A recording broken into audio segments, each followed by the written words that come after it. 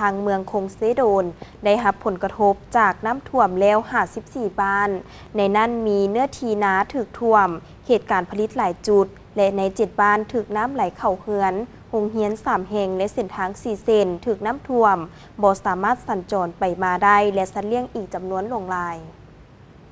พายุวูทิปได้พัดเมืองคงเซโดนและมวลน้ำที่ไหลมาจากเมืองสารวัน เมืองวาปี จึงเฮ็ดให้ปริมาณน้ำเซโดนเพิ่มขึ้นอย่างไววาใน2วันผ่านมา และน้ำได้ไหลเข้าเฮือนของประชาชนที่อยู่เขตต่ำพื้นที่การผลิต อิงตามการรายงานของคณะกรรมการคุ้มครองภัยพิบัติขันเมืองให้ฮู้ว่าปัจจุบันภัยพิบัติครั้งนี้ได้ส่งผลกระทบแล้ว54บ้าน โดยเฉพาะเมนเนื้อทีนาถูกน้ำท่วม เขตการผลิตหลายจุด และใน7บ้านถูกน้ำไหลเข้าเฮือนโรงเรียน3แห่งและเส้นทาง4เส้นถูกน้ำท่วมบ่สามารถสัญจรไปมาได้และสัตว์เลี้ยงอีกจำนวนหลงหลาย เนื่องจากคณะควบคุมภัยพิบัติขันเมืองได้มีการวางแผนกักเกี่ยมรับมือไว้อย่างเป็นระบบและการเอาใจใส่ติดตามอย่างใกล้ชิด โดยเฉพาะได้มีการแจ้งเตือนประชาชนไว้ล่วงหน้า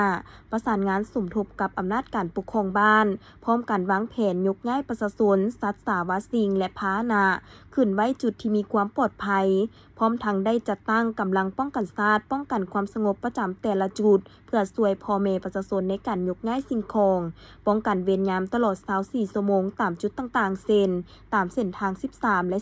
15นอกนั้นได้กักเกี่ยมเรือกู้ภัยพิบัติ13ลำรถ CR หับไส้3คันเสื้อชูชีพและสิ่งจำเป็นอื่นๆทั้งได้เฝ้าระวังอย่างต่อเนื่องบ้านที่อยู่เรียบล้ำน้ำเสโดน